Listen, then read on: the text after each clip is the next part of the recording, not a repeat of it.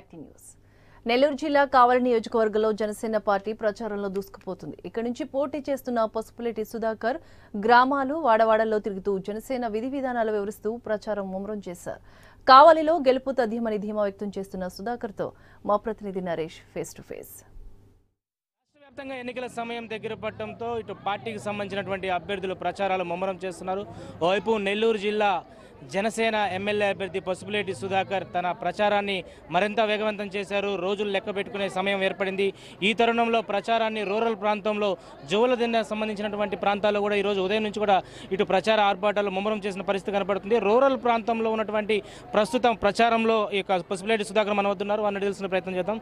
Sir చెప్పండి, ఇప్పటికే ఇంకా కొన్ని రోజుల సమయమే ఉంది, అతి తక్కువ సమయం ఓటు వేయడానికి. ఇక ఓటర్లు తమ యొక్క విజయ అవకాశాలు చెప్పే రోజు దగ్గర పడుతుంది. ప్రచారం ఏ విధంగా ఉంది, విజయ అవకాశాలు ధీమా పట్ల మీరు ఎలా వ్యక్తం చేస్తున్నారు పూర్తి స్థాయిలో? నేను చాలా గ్రామాలు తిరుగుతూ వస్తూ ఉన్నాను. ఇప్పుడు సిద్ధనపాలెం గ్రామంలో ఉన్నాను. ఇప్పుడే మా ఆడబడుచు సిస్టర్ చెప్తా ఉంది, మేమందరం ఓట్లేస్తాం, నువ్వు గెలిచేసామన్నా అని చెప్తా ఉన్నారు. కాబట్టి మేము ఇప్పుడు ఆల్మోస్ట్ జనసేన పార్టీ కావలి నియోజకవర్గంలో గెలిచేసినట్టే.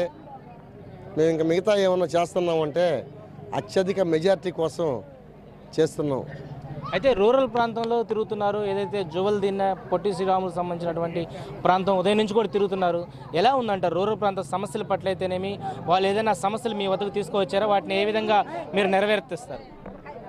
అయితే మేము తిరుగుతున్న ప్రతి గ్రామంలో కూడా సమస్యలు ఎన్నో ఉన్నప్పటికీ, నీటి సమస్య ఉంది, హాస్పిటల్స్ లేవు, రకరకాల రోడ్లు లేవు, చాలా రకాల సమస్యలు ఉన్నప్పటికీ గ్రామస్తులందరూ కూడా అన్న మీరు గెలవాలి, మీరు గెలిచిన తర్వాత మేము అడగకుండానే అన్నీ మీరు చేస్తారు కాబట్టి మిమ్మల్ని మేము ఖచ్చితంగా గెలిపిస్తామని ప్రతి గ్రామంలో కూడా చెబుతూ ఉన్నారు. రూరల్ ప్రాంతంకి వస్తే మనం ముఖ్యంగా చెప్పుకోవచ్చు, జనసేన పార్టీకి సంబంధించి మొట్టమొదటి ప్రత్యక్ష రాజకీయాలు పసుపులేటి సుధాకర్ దిగారు.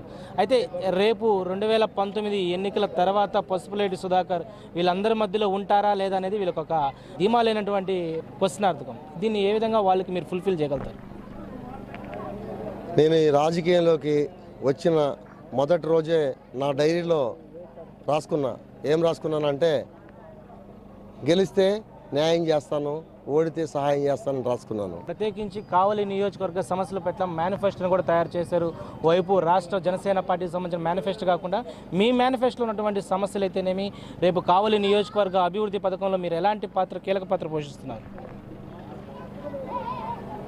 జనసేన పార్టీ మేనిఫెస్టో విడుదల చేసినప్పటికీ నేను నా నియోజకవర్గంలో ఒక మేనిఫెస్టో తయారు చేశాను.